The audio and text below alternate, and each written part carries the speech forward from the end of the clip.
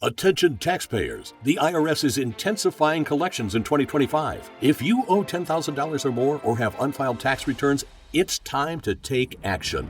Tax Network USA's experienced lawyers have saved clients over $1 billion.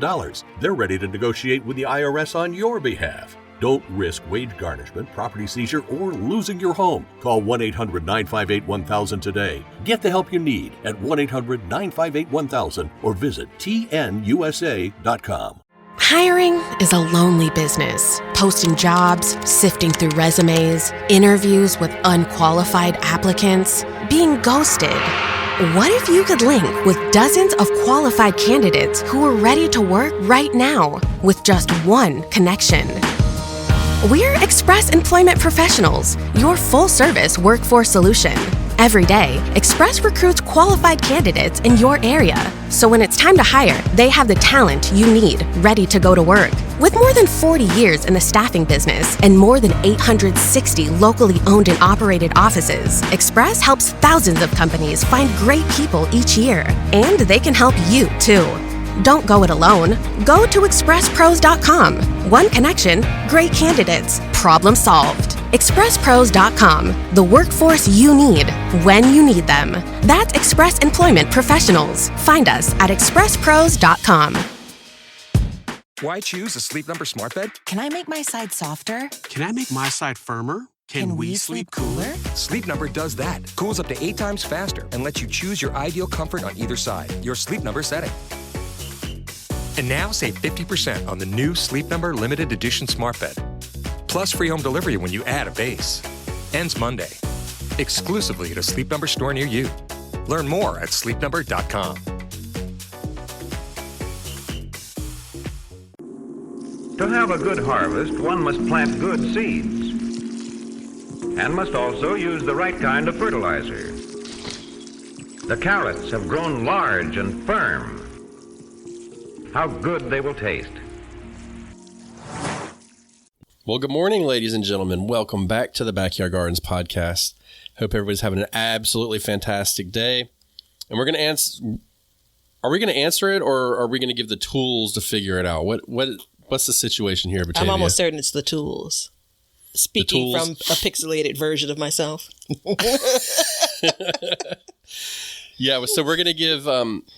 This is about when to start seeds. Let's not dance around it at all. And this is an important time of year because it is literally go time. But before we get going, I want to say, welcome back to the Backyard Gardens podcast.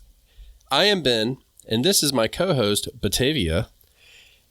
And we are here to help you with your gardening journey. So if you want to support the show, please do so by becoming an Apple subscriber or a patron, or buy some seeds from us. We have a code that is available for a discount for a little bit more time. It is YBBBB, and it'll get you a discount, free shipping, $35 or more. And check out our Amazon list. It has all of our seed starting stuff in it that we use so that you can get it for your seed starting shelf, and it will help pay for the podcast slightly, but it still helps us. It contributes to it. So we appreciate you. It absolutely does, at no cost to you. But this actually came from, this is a question, and we had planned to do this, but I want to give the shout out. So this is from our Facebook community garden page, and it is, Jean says, "Hey, Jean." We're coming off of our breaks. We may be a little rusty, ladies and gentlemen. She says, "When do I start my seeds? Simple and straightforward. I love it. I love it." So when do you start your seeds, Batavia? What's your... Before you want them to grow. So what are you starting with? I mean, I think that at this point, and this episode is going to be primarily focused on spring, it's going to be things that enjoy the cooler weather, things that thrive in the cooler weather. Yeah, absolutely. I think that's, there's different levels of thriving in cooler weather, though, and we need to all understand that. And we've kind of, we harp on broccoli and cabbage a lot on this show, but they really are, I think, the true champions of the cool weather, don't you? I mean, I think generally the brassicas right? Brassicas, cole crops, right? Either name. The broccolis and the cabbages and all of those vegetables that are in those areas. Lettuces are a good example. There's some flowers because I've been reading up on some flowers. There are things that you're an internet search away from understanding whether or not they're a cool weather crop, something that would enjoy and thrive in the cool weather or not.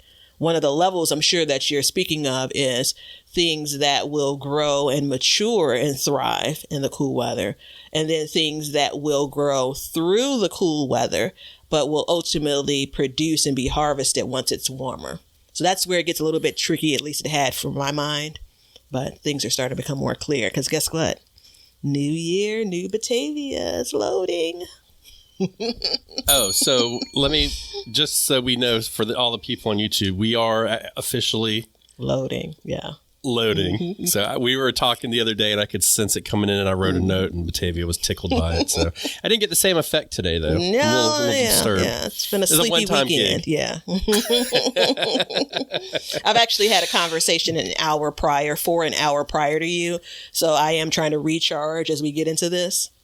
Normally you're the first kind of intense conversation I have when we do these. So I am. Well, it's important when we talk about this is, we want to figure out why is it important to know when. I have, and this is from my mistakes in the past, where I kind of came across and looked at it, and I found out that across the board, we're starting our seeds too late. We're not, I think there's, and this sounds kind of smug and I don't mean for it to be, but there's a lack of understanding about cold temperatures and plants and what they can and can't take. And we want to figure that out because once we do that, I mean, we've referred to this before as in like cracking the code. And cracking the code's really important because once you start doing that, this will affect your entire, from your seed starting shelf all the way to your garden, to your harvest, to everything. Yeah. And it's really important that we get that under control. So knowing when and really understanding what each plant can take and tolerate are really important. And then also how we can bend those rules a little bit and really make it so that it works a little bit better and we can kind of stretch it out even more. And I know that differently, like I'm in coastal North Carolina and Batavia is in Chicago, Illinois. So we're in two totally different growing climates. Now, our first and last frost dates are very similar, though, funnily enough. Yeah, but that sounded weird, funnily enough. Yeah, I'm not sure if that's a real word, but that's okay. I don't think. Really good indications are right now. Do you feel like your soil is frozen through and through? Right now. And even gauging about when this is, because we're going to be airing this pretty closely to when we're recording it. Yeah. So we have a couple days coming up where we're not going to get above freezing, maybe a degree or two. My soil still will not freeze completely, but it's going to be close. But then right away, it's going to warm back up and it's not. So that's the big difference between us is my soil does not freeze solid. It may freeze, but then it's going to thaw again. And so that's something that we can keep in mind as we go down this path as well. And for me, in my area, January to February, soil is going to be freezing or frozen. And then once we get into March, heading into April, that's when things are thawing. And one of the things that we talk about when it comes to spring plants is plant as soon as the soil is workable. Well, that's never really an issue for you, right, in your area, because generally speaking, the soil is always workable, meaning it's not frozen, whereas it's different for me. So even though we have that first average frost date and last average frost date are pretty close together, it's what happens in between those dates that's really important, that influences when we're starting. And that's why it's important to know why you need to know when to start seeds. Yeah, it really is. And So you said something that's very interesting. You said something about workable soil. And a lot of times you'll see on seed packets, like if the soil's workable, plant it.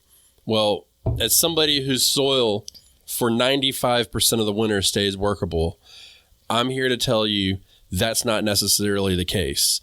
So don't get overly excited if your soil is workable. There's still other parameters that need to be met in there. And it's another thing too. It's the dark side of gardening.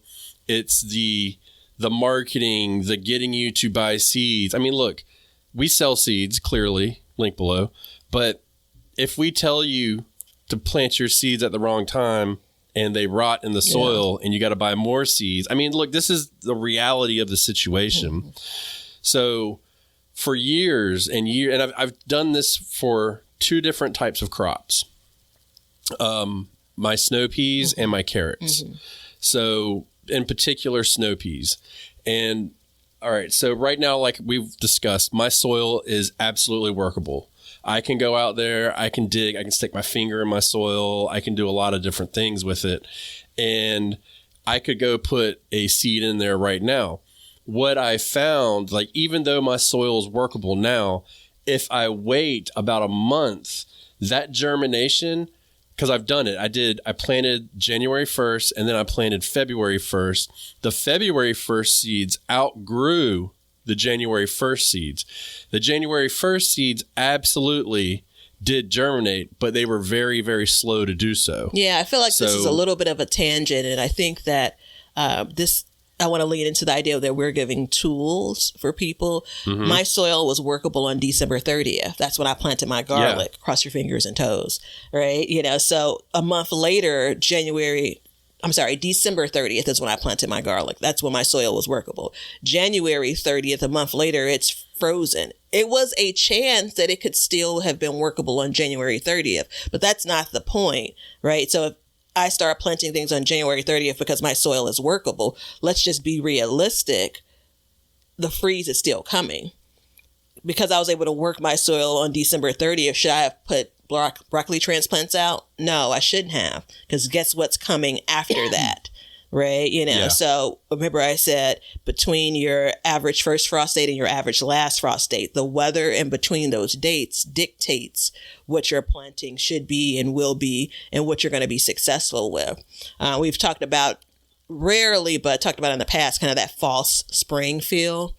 You know, and I don't want to dig too far into that here, but kind of knowing your climate, knowing the things that you're growing, and to your point earlier, the conditions that they prefer, they thrive in, that will do them harm. All of those things are pieces, and it's important to know those things to know when you're going to be successful. I had someone comment on the collard green video saying, when can I start my collards? Now, you and I both know that there's information I would need for them to give them the correct answer, right? Now, I'm going to be general when I reply because there are things I don't know where they are. If they're in the U.S., I don't know if they're closer to you or closer to me, and all of that matters, right? You know, but I do have a general answer, which we'll cover off on in this episode as well, to help guide them, right? Because a lot of this isn't going to be, this is exactly your date, right? No, we can't. So that's the tricky part, and that's the part that upsets a lot of people. We can't sit here on this show and give dates to cover every single listener. That's literally impossible. It's just, there's way too many variables. And even when you get a date, that date needs to be fluid to an extent, right? We've talked about weather and, you know, the unsexiness of it, but it's everything. It's everything in the garden. And so if we were to give you a date, hypothetical date, and say plant your collards February 14th, and you put that in and you go out there on February 14th and it's going to be 5 degrees, but on February 21st it's going to be 29 degrees, then you can see the difference. So every date needs to be fluid because there's changes. Now, just to say this out loud, we don't do zones on this show at all because they don't apply to vegetables. You can go ahead and turn off if you don't agree, but just hear me out. The rare perennial vegetables, those couple of handfuls that are perennials, yeah. It's a perennial garden zone map. So that being said, what was it last year when they raised the 2024? They readjusted in 2024. Well, I will have you know, since 2024, our temperatures have been in the previous zone's temperatures 4 times since then. So I don't know what that means, but just to kind of put that out there. So there's a lot to it, but what we can do is we can give you the tools to get you started down the path to figure out when to start your seeds. And this really applies to indoor seed starting. Direct sowing, it's different, and we're going to focus on spring right now. So these are your early spring seeds. We're not talking about tomatoes and peppers, but you can still apply this to that if you're super curious or anything, but we want to give you the tools to figure it out. One of the things that I think is exciting for me when I talk about starting seeds, I'm one more step closer to understanding the dynamics of a particular plant, and then many plants, right? Many vegetables, many flowers, many fruits if you're growing those. So once I start to understand when I'm going to start something by seed indoors, that gives me the keys to how long something is going to grow indoors before I ultimately plant it out. And that puts me to the next step of, all right, once I plant it out, how long is it going to grow before it produces the thing that I want from the plant, right? Like I'm learning the life cycle of the plant. For years and years and years, I grew only through transplants. And I still buy transplants now, right? But for years and years, that's all I ever grew. I had no concept of the pepper plant that I picked up from the nursery, how long that plant had been growing. I just knew that it had a bunch of leaves on it, right? When I buy my broccoli plants from the nursery in the spring, I just know that it has 5 or 6 leaves on it and it looks green and good. Right. So I didn't have the concept of like, that's my, and it's not root bound. Those are my qualifications. And so when I planted, I started to pay attention to, all right, I planted it. How long does it take before it produces broccoli? But that's not the full life cycle. And to be the best gardeners we can be, that's something that we should try to get our heads around. It comes in time, right? There's still a few plants that I'm growing actively. And I say each year, and I say, well, hold on. How long before this is the teaser, average last frost should I be starting this? And then I go and look it up and there's the answer. Then I start to say it took me like a full season and a half to figure out from planting to harvest, expected harvest date. But that's why, again, this is all important because starting them from seed, then planting them out, then harvest leads into what I'm planting next in that space. So it's all tied together. Attention taxpayers, the IRS is intensifying collections in 2025. If you owe $10,000 or more or have unfiled tax returns, it's time to take action. Tax Network USA's experienced lawyers have saved clients over $1 billion. They're ready to negotiate with the IRS on your behalf. Don't risk wage garnishment, property seizure, or losing your home. Call 1-800-958-1000 today. Get the help you need at 1-800-958-1000 or visit tnusa.com. Ryan Reynolds here from Mint Mobile with a message for everyone paying big wireless way too much. Please, for the love of everything good in this world, stop. With Mint, you can get premium wireless for just $15 a month. Of course, if you enjoy overpaying, no judgments, but that's weird. Okay, one judgment. Anyway, give it a try at mintmobile.com/switch. Upfront payment of $45 for 3-month plan, equivalent to $15 per month required. Intro rate first 3 months only, then full price plan options available. Taxes and fees extra. See full terms at mintmobile.com. Absolutely is. And it's, I don't do transplants unless I have to. Mm-hmm. And that just kind of evolved over time. I did transplants for many, and I was the same as you. Mm-hmm. It was, I like the way you said it. It's green and it's good, It was like, it didn't really matter. Mm-hmm. But then once I started growing them, I realized like those pepper plants have been growing for a really, really long time. Upwards of like 10 to 12 weeks. That would be 3 months they've been growing. So, and then you have to factor in the hardening off time on top of that. Now, what I'll say about hardening off time is once they get outside and they get hardened off, they can stay in the pots for a while. So they're still actively growing, and they're going to be growing at a much faster rate because the sun's a lot stronger. So there is that aspect of it. And the other thing I'm going to say is if you want an actual start date for yourself, I do custom seed starting schedules for people. So you can email me below, give me your zip code, and for a small fee, we can get you a chart. But even then, they need to be tweaked and tested. And what I mean by tested is I can grow collards here throughout the whole winter, but it doesn't really do me any good at all to start them in the spring, to plant in the spring. And the only way to really figure that out, there's a couple ways. One is look at what most people are doing in your area. And the other is don't be afraid to fail and try.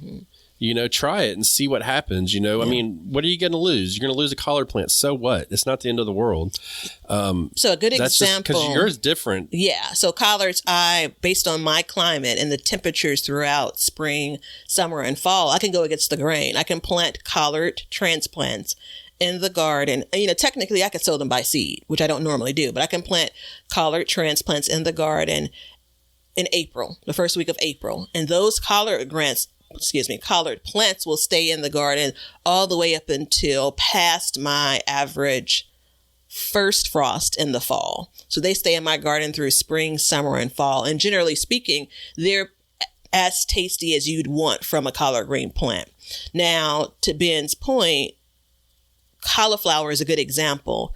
I have planted cauliflower over and over in the spring, and I never really get a desirable head of cauliflower in the spring, right? It's one of those things that I have a chart that says I can start them by seed on this date, transplant them on this date, and I can still watch the thing grow and look, it's green, it looks good. But then guess what ends up happening?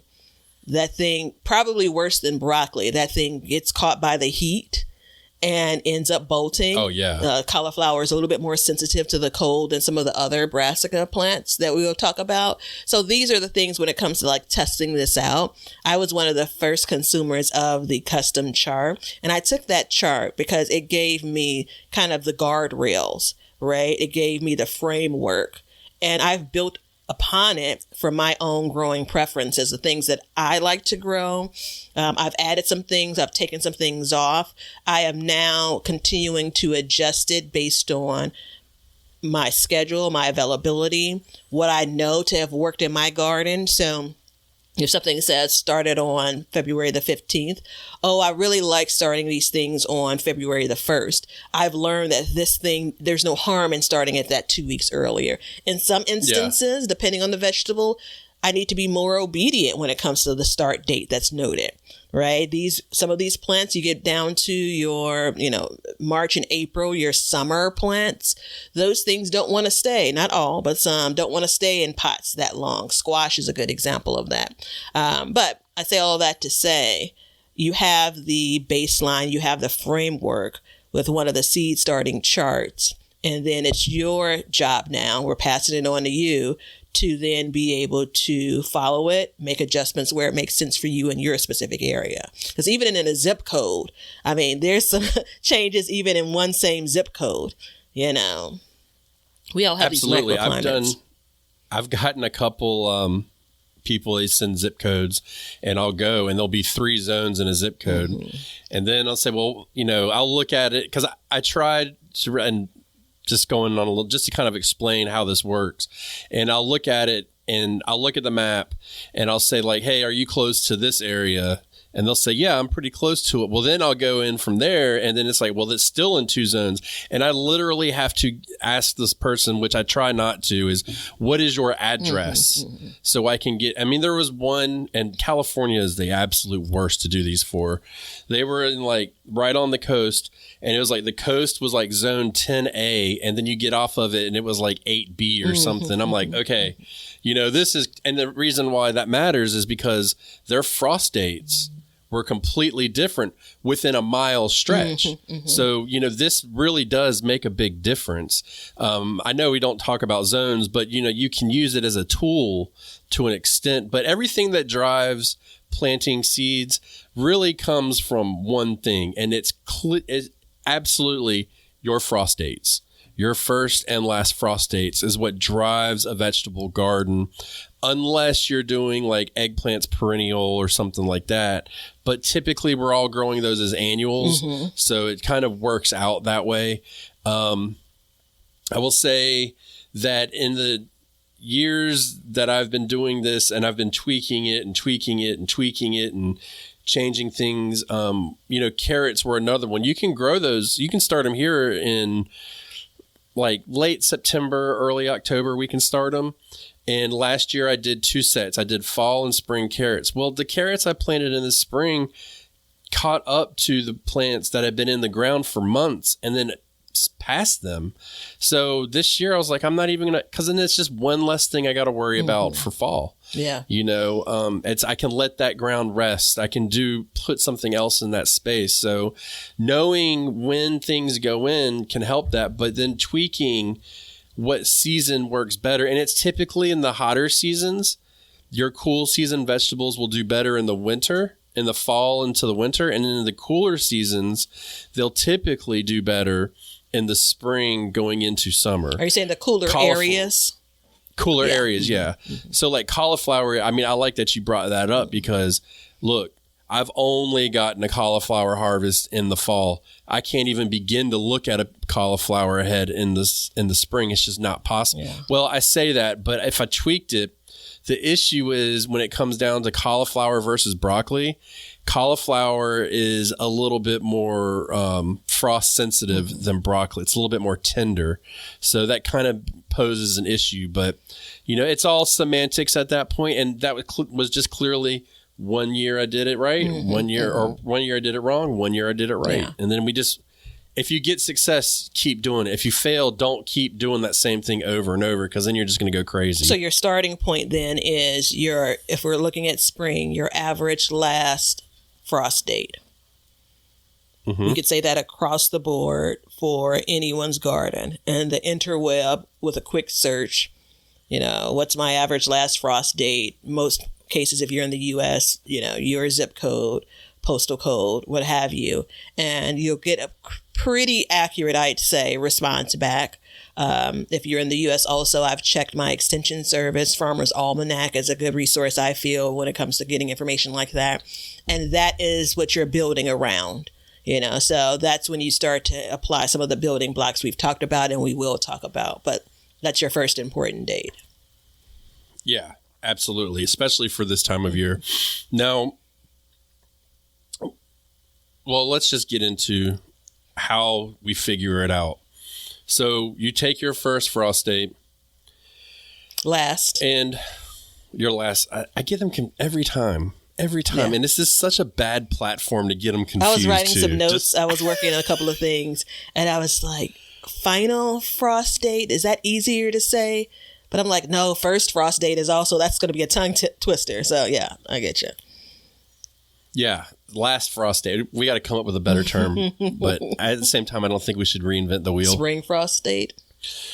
But you take it back and you say, okay, 8 weeks is typically speaking, 8 weeks is what it takes to put a seed in a pot and go to a transplantable transplant, except for a few plants. Okay.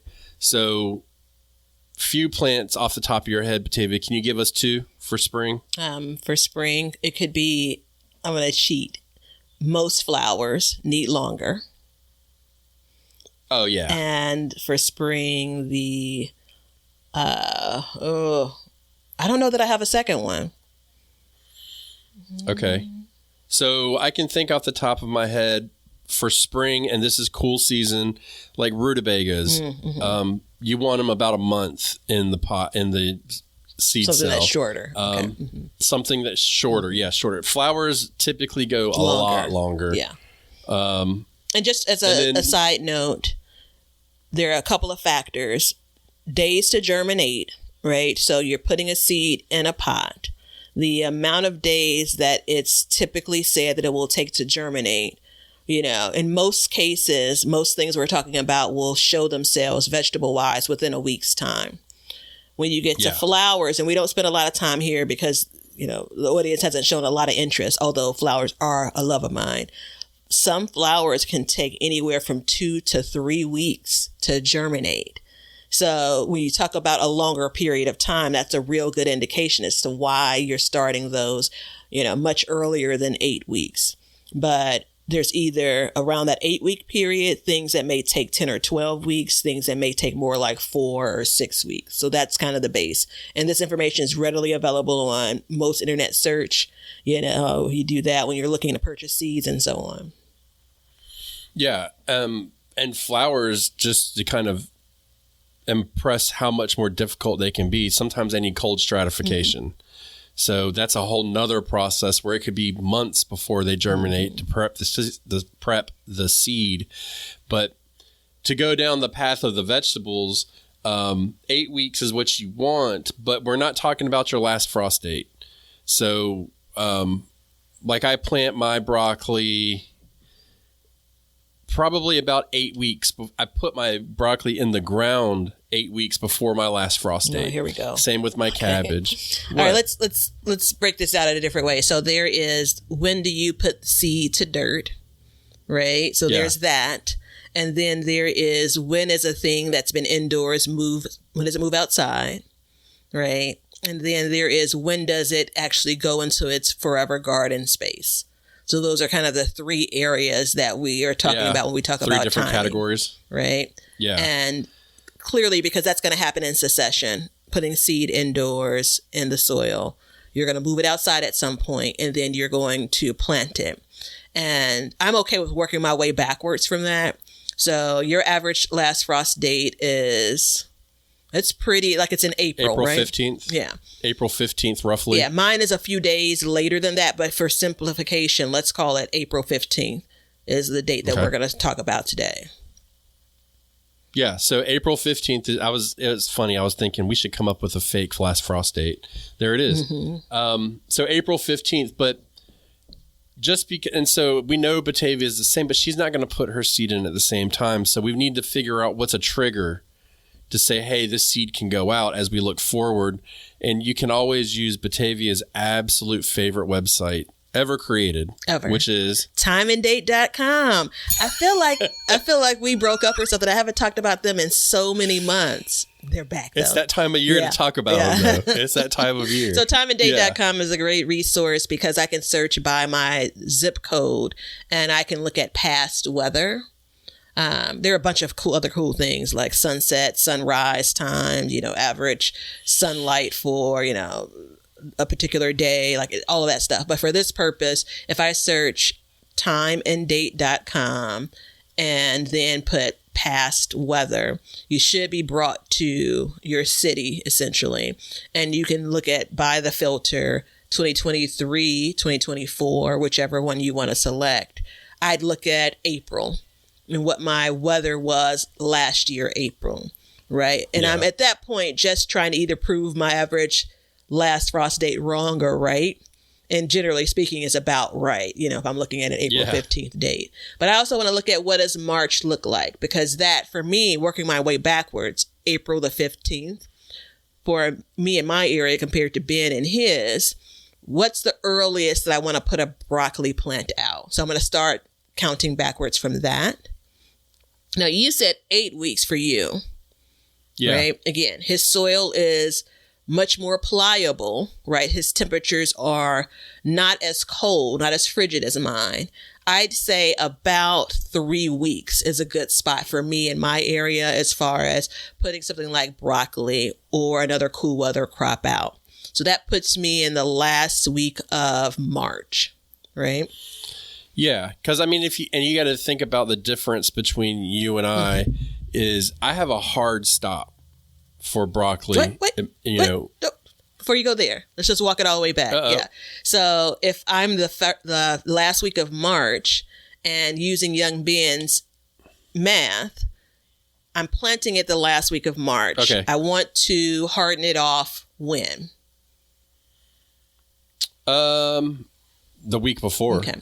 So now I'm in, let's call it mid-March, that I'm bringing things outside to harden off. And now we're going to put the math together of Young Ben's about 8 weeks. So what we've done is we've taken our average last frost date, April the 15th, for my area. And then I'm working my way back. So now I'm about mid-February, mid-January. Yeah. I'm in mid-January to start my broccoli seeds because that gives me 8 weeks of growth, taking me to March 15th. Then that gives me about a week to harden off. And that allows me to put my broccoli transplants into the garden the last week of March, which is just a few weeks before my average last frost date. Right. And if you're watching this on YouTube and it looks like I'm rolling my eyes, I'm doing math in my head. So I'm counting back. And that's why I like to focus on 1st and 15th of the month because it's easy to go back 4 weeks. And one more time to call out, like, I didn't notice it didn't look like you were rolling your eyes, but thanks for calling attention to that. No, somebody would. That's why. But I'm always like trying to think because it gets really confusing as you go back. But you can take that formula and it's different for you. Right? Yes. But if you're like me in my area, if your Januaries are like my Januaries, Februaries are like my Februaries, March are like my March, April, and so on, then you've just created the formula for starting your broccoli. Now we need to understand, we're not going to go there right now, but how many other plants are like that broccoli? Right? You know. There's work to do. Like you can create your own schedule, but there's work to do when it comes to that. And it was a gift to me. So I appreciated getting the chart to help me so I didn't have to go through all of those Google searches and so on. So, well, yeah. And I got to say what I was going to say. Attention taxpayers, the IRS is intensifying collections in 2025. If you owe $10,000 or more or have unfiled tax returns, it's time to take action. Tax Network USA's experienced lawyers have saved clients over $1 billion. They're ready to negotiate with the IRS on your behalf. Don't risk wage garnishment, property seizure, or losing your home. Call 1-800-958-1000 today. Get the help you need at 1-800-958-1000 or visit tnusa.com. Hiring is a lonely business. Posting jobs, sifting through resumes, interviews with unqualified applicants, being ghosted. What if you could link with dozens of qualified candidates who are ready to work right now with just one connection? We're Express Employment Professionals, your full-service workforce solution. Every day, Express recruits qualified candidates in your area. So when it's time to hire, they have the talent you need ready to go to work. With more than 40 years in the staffing business and more than 860 locally owned and operated offices, Express helps thousands of companies find great people each year. And they can help you, too. Don't go it alone. Go to expresspros.com. One connection, great candidates, problem solved. expresspros.com, the workforce you need when you need them. That's Express Employment Professionals. Find us at expresspros.com. So the difference is, and because I'm saying 8 weeks, Batavia's at her point saying like 3 weeks ahead. She's putting her broccoli in. Now, the thing to remember is May 1st, it's almost done. Like, it's done. Mm-hmm. You know, we start getting warm really fast here. So it's a big difference. Now, where Batavia is, her spring's really low and slow. Mm-hmm. And I've often said this before. When I lived up in New England, I always said, like, the spring, like the seasonal dates, you know, the dates that they fall mm-hmm. on are for the northern tier of the country. Mm-hmm, mm-hmm. You know, spring is, what's the first day of spring? Like March 20th or something like that. March 20th, right? So you would not think like if you're getting freezing temperatures and stuff like that in March 20th, that it would be 80 degrees. You know, that just doesn't make, but that's what it's like here sometimes. So there's a big difference. And I've often said this, and Batavia and I had this conversation on and off air. Like for her spring garden can last way into the season. My spring garden has to be out completely. So if you're in the southern tier of the states or you get really drastic temperature swings, these are things to remember, and you can start pushing them ahead, your dates accordingly. And it's just each year, try it a little bit more, a little bit more until you find that sweet spot. And when you go into timeanddate.com and you start looking at it, you're going to learn two things. One, your memory is not as good as you thought it was. And two, it changes, it fluctuates. Yeah. So you can get a cold weather pattern and it can be really cold at your last frost date, or it can be really warm at your last frost date. And, you know, for me, what ends up happening in my area is it almost tricks you. It's like, I don't have like my last frost date was like a month early, and then bam, you get hit with that frost again, or a succession of frost, and then it goes away for the rest of the year.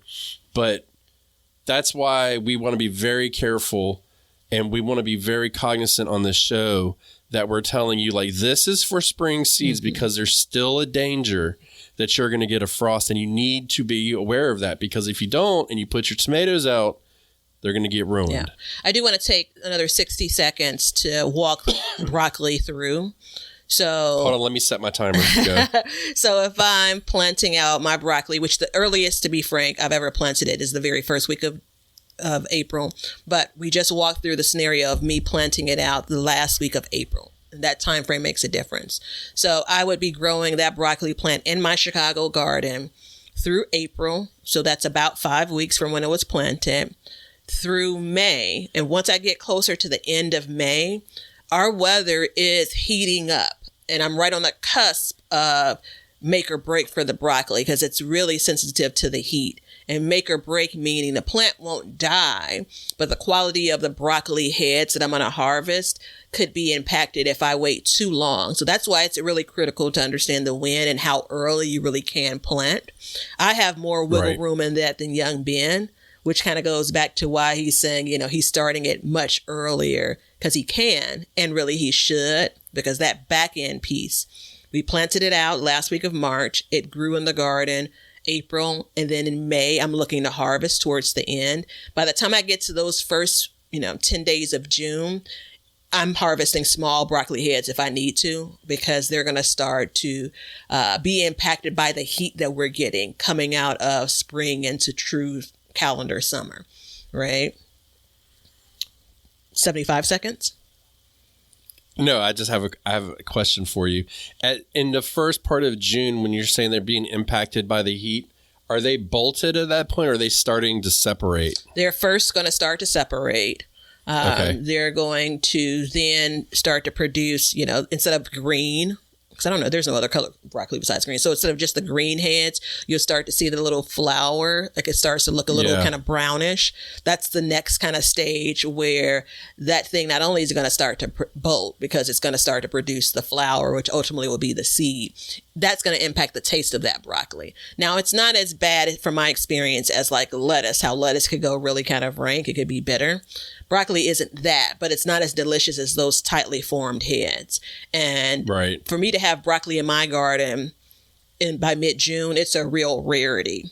And so I've planted it the first week of April, but being able to plant it that last week of March could be a real win for me.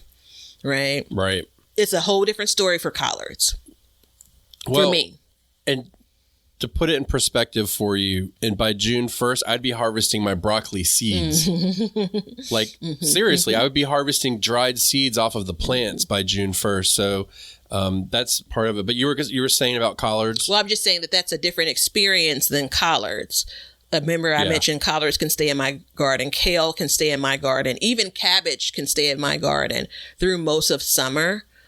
something like broccoli, something like cauliflower, something like, and it's not just heading crops, something like loose leaf lettuce, that will start to bolt by the time we get to June. So if you're listening now and you find out you're in an area that's more like mine compared to young Ben's, that's why when we talk about you're probably planting later than you should or could, that's when that becomes important, because you're going to stand a better chance at planting earlier and getting a more quality vegetable out of that harvest.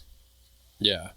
Yeah. And so as we get into the latter part of the show, we need to kind of just go across the board and start with the hardiest crops. And I do want to give a list. We're clearly not going to be able to give you, the actual dates right here. But what we can do is we can give you like the list in which you should start first all the way to the end. This is for only inside. So anything that would be direct sowed or is typically done direct sowed, we would not add into this. But do you think you could give a couple, Batavia? Yeah. So this is the fun part, because it's like taking the final test. Yeah. So I'll give you 3: onions, celery, and then I'll toss in a parsley as a herb that prefers cooler weather. Okay. Okay. You know what's funny? I would not have given either one of those. I know you wouldn't. That's the reason why I gave it. Yeah. Well, and for me, the difference is the onions. I have to plant those in the fall. Mm-hmm. So it's kind of totally different. But so the first one is, and I'm just going to go from hardiest would be kale, collards, and then cabbage and broccoli. Agreed. And then what do you think is next? I think that we get into the lettuces and your bok choys.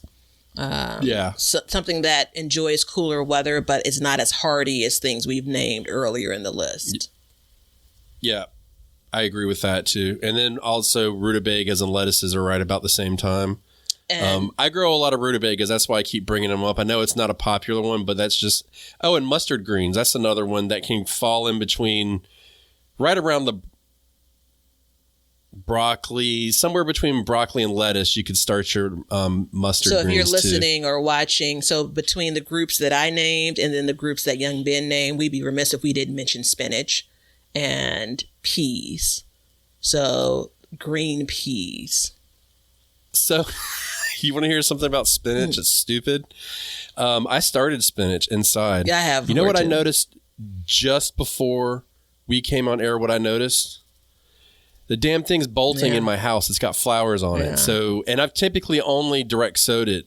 That's why I didn't bring it up, because I'm like, but that's how you learn. Mm-hmm, mm-hmm. You put it in there, and I'm like, if it's bolting inside, something's wrong. So we're just going to move it out. If you've ever watched a video of someone, and that's a good note, I'm probably more inclined to direct sow spinach than I am to start it indoors, but I have started it indoors.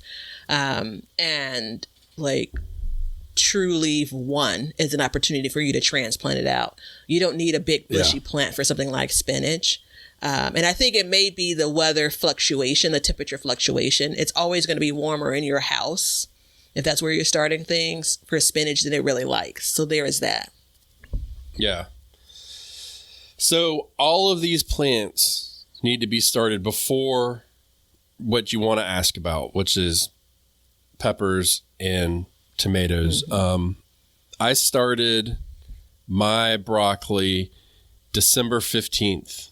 Is when I started my broccoli. And then I started a previous set of broccoli November 15th, but that's totally different. That's for the greenhouse.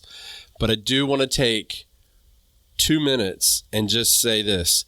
If you are doing this and you're trying to cheat the code, get it out earlier, a simple low cover will extend that by a week or two on each side of it. So I think that's well worth it.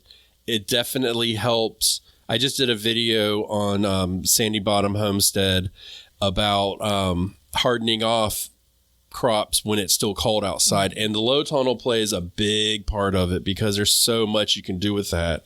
So definitely think about that, adding a low tunnel, even if it's just for hardening off and stuff like that. That stuff will help immensely with it. And then again, it keeps it warmer in the daytime, traps a little bit of heat. It will keep it above, we have to say this too. If you're trying to plant out and your low tunnel is 2 degrees warmer at night and it's 25 degrees, that's outside normally. That's a big difference. Yeah. 2 degrees is groundbreaking it doesn't seem like much though, right? It seems trivial, but when it comes down to it, it can be life or death. Yeah. But again, can't say it enough. These cool weather crops, if it's 25 degrees and you're trying to harden off a tomato plant and you put it under a low tunnel, you're going to have 27 degrees in a dead tomato plant. Yes. And when you're hardening off too, just remember, at first, if it's cold, pull them inside at night. Mm-hmm. They don't need to be out there and be in that, so take care of them, pull them inside. The low tunnel also helps with even though you may have had a fan running on your seedlings when they were indoors, it could help with some of like the briskness of the outdoor elements, the wind. It could, if you get a bunch of rain coming in, it could help with that because they're still babies, Yeah, they're basically infants at that point. Okay. All right. Well, so with that being said, I do have to tell you that there's a tool that will help you with all of this. And simply, it's the Planter app. So it's a sponsor of the show. It's a longtime sponsor for a reason, because we live by the Planter app. It tells you the dates that it likes to grow in. You can put in your area and it'll tell you your zip code, and it will tell you when to plant it out. And when you have that date that says plant out March 15th, all you got to do is count back 8 weeks. But then you can use the app to go through and really see how long it'll be in there, what its companions, combative plantings are. This is drag and drop interface, square foot. It's the gig. I'm telling you. There's a link below to get you a discount. Use that link to get a lifetime membership discount, a very healthy discount at that, and be a part of the Planter app and use it to your advantage and use it as a tool to integrate into your system. That is the Planter app, the Planter app, and it's available on the Google and Apple Play stores. There we go. I was waiting. She was a little slow today. I'm filtering my cool and heat-loving plants, getting ready for what's next. All right. Our listener questions of the day. Let's see here. We're opening it up with one and closing out with one. Yeah, exactly. Well, we opened up with it's kind of a shout-out, but everybody's, same idea. All right, Maddie wants to know, and this is from the Backyard Gardens Community Garden on Facebook, which is absolutely free to join. Come join our community. It says, what is the best way to prevent stunting? I've had this happen multiple times along with mold on the soil, but I don't know that it was a lack of airflow. Hey, Maddie. I know. I told y'all we were rusty, and I didn't even. I'm sorry, Maddie. Did you get the impression that this is outdoors or indoors? I got the impression that it was indoors. Oh, okay, yeah. I got the impression because she said mold on the soil, so I would imagine that would be. But let me reread it, break it down. So it's happened with multiple times with mold on the soil. I don't know that it was from a lack of airflow. Okay. Yeah, I'd say. Well, it could be either. Let's focus on the indoor of it all. Yeah, indoor. So what do you think? One of the things that I have, so I've started seeds indoors. I think this is the 6th year where I've started like a bulk of seeds for indoors, like all of my summer things. Some of my cool weather things, it's a different story for a different day. And one of the things that I am just now recognizing I need to get under control, this is probably year 2 of it, is the dampness within the area that I am starting seeds. And specifically not the air necessarily, but the way that I leave soil damp. I got a bunch of fans last year, ran one of them, right? I bottom water, and I'm notorious for filling up, the trays with water in the morning. And then it's 2 days later, I'm like, oh, shoot, that water's still sitting there. So I'm inclined to think that she said that she doesn't think it's necessarily about airflow. But does that mean that, Maddie, you have a fan running? Or does that mean that maybe you don't have things planted, so closely together? Because both could be an impact. I'm thinking the soil is too damp. Yeah. So there's a couple things there. I'm thinking, what I'm doing is I'm thinking about my seed starting and how I've seen this happen.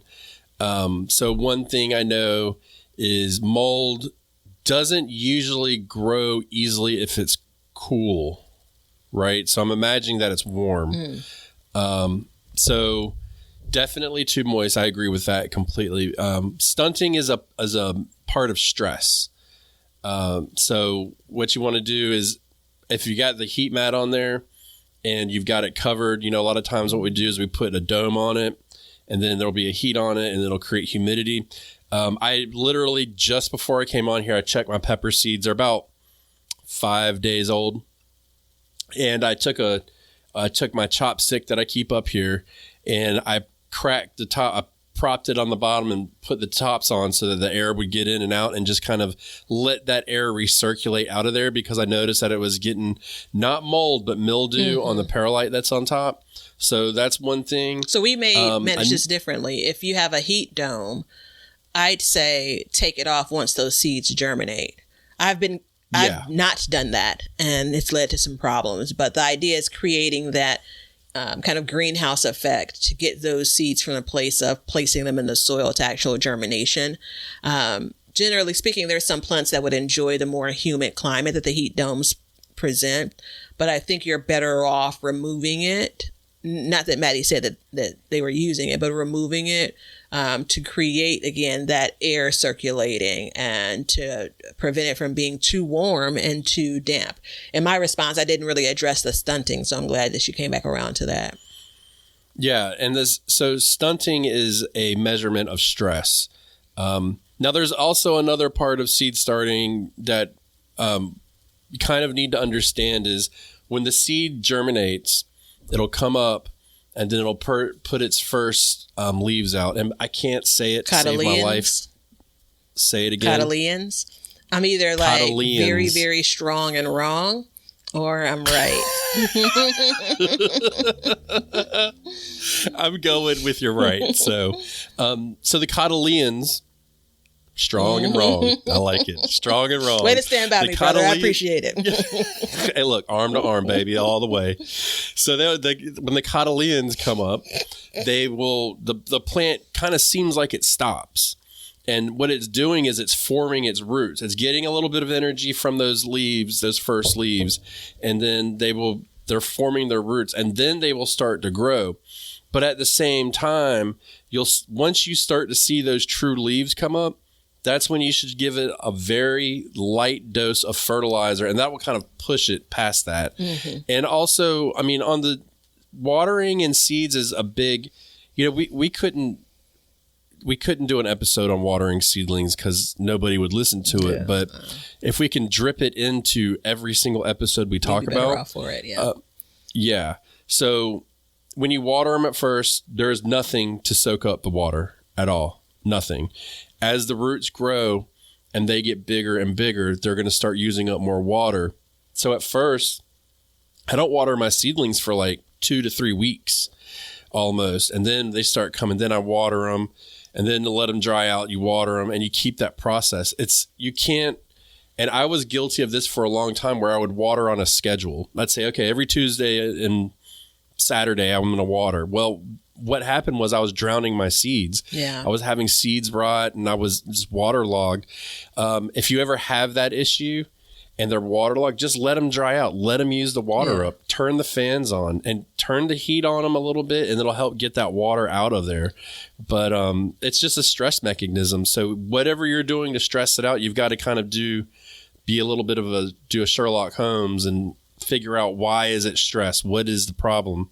sounds to me like it's too much water. Yeah, the thing with seed starting, it's not baking. It's not the specific science from the point of seed starting all the way until you're getting that plant outside. It's more like cooking, right? So you're going to make a few adjustments to your recipe, add a little bit more of this, a dash more of that, because the area that I'm growing in, where it's 67 degrees and the air is really dry compared to upstairs where I may have my seed tray and it's 70 degrees and the air is still dry, that's going to produce two different experiences for those seedlings. And so the last couple of years, I've used heat mats more. And just naturally, when you think about it, it's producing heat that's feeding those trays and those seedlings. I'm going to need to water more because it's going to be drier. Now, this is where it's harder to tell. And for those that have experience with indoor house plants, you know what I'm talking about. Like, every plant doesn't need water on the same day.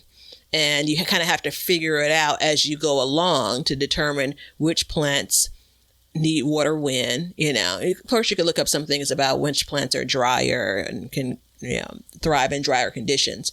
When we talk about these seedlings, they're almost always in so little bit of soil. Like, no matter what you're starting them in, like what kind of container that you're starting them in, there's always so little soil around those roots. And it takes practice, to be quite frank, to figure out what's enough, what's not too much, and then what's not too little. They're less forgiving too, if I'm frank. Do you bake? I do occasionally. Let me rephrase that. Are you a good baker? I got a couple of recipes. First of all, I ain't ever got a pie. Yeah. I mean, I'm not like Kelly so, when it comes to. I know she's the baker. I'm not that. So I have my grandmother's pound cake recipe, her sweet potato pie recipe. There are a couple of things I do in the summer. So I have like maybe a bag of 5 things that I feel like I bake and can produce. So I'm going to put this out into the world. I expect a pound cake for my birthday next year. Oh, good night. It's a lemon pound cake. Because that's like one of my favorites. And I know all I got to do is like remove the lemon extract, but that's all I can produce for you is a lemon pound cake. That's all I want is a lemon pound. That's my favorite. Damn. Y'all, our relationship just went up a notch. But the reason, because, my wife, she's a baker. She bakes and she can cook. But I cook as well. And the reason why I bring it up is because starting seeds is like baking. I disagree. It's very I think it's very precise. And I think growing in the garden is like cooking, where you can kind of be a little bit more free about it and do anything. But, you need to, when you have the seedlings, they need to be watered at the right time. They need to have the correct amount of water. But when you go outside, you get a lot of play. The reason why I think it's different is because the same seed started on the same day in my seed area versus yours. If it was like baking, we'd follow the exact same recipe.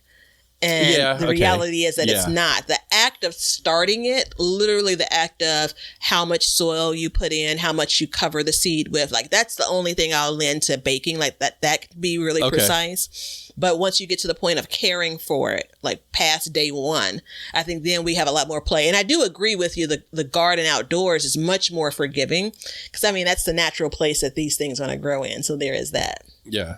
Well, and you've got a lot more soil that they can work with, and water can drain and stuff like that. So it sounded clever when it was in my head, but I don't think it's clever now. That's okay. I think you're right, Batavia. It happens almost every episode. There's something that, you say, and I'm like, you really want to take that back, right? Easy, killer. Easy. I joke. Every few episodes. No, but I hope, I hope that if your seeds are stunted, that you can, work around that, but understand that there is a growth pattern that occurs. I just went with that with my broccoli, and, I've been starting seeds for a long time, and I've started a lot of broccoli seeds in my day. And, I was like, man, they're not growing. I literally blinked and they shot up, it was just, and what's happening underneath is just, it's got to go through the process. So, it's important, but I hope that answered your question, Maddie.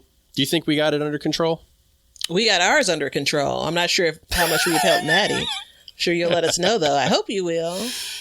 Absolutely. If you crack the code, dude, this is for the entire audience. If you've had some struggle and you cracked that code, whatever it is, I challenge you to post it. Join the Facebook group and post it there. Because, those are the answers I'm looking for. It's some of the things that you struggle with. You don't even actively realize you struggle with it. And then someone comes up with a solution. And you're like, just that small tweak, And it's just, a lot of times, it's just a little bit of a timing, little bit, and, from anything. But don't forget this, everybody. We have a few things to remember. 1, you need to fertilize your seedlings. 2, you should be harvesting your cabbage when you plant your tomatoes. And 3, this is the most important, okay? I want you all to pay attention. Remember, we learn to grow, and we grow for change. Begrudgingly agree to 1. For number 2. Absolutely to number 3. See ya. Now you know why people feel like celebrating at harvest time. All over the world, people have feasting and good times when the crops have been gathered in.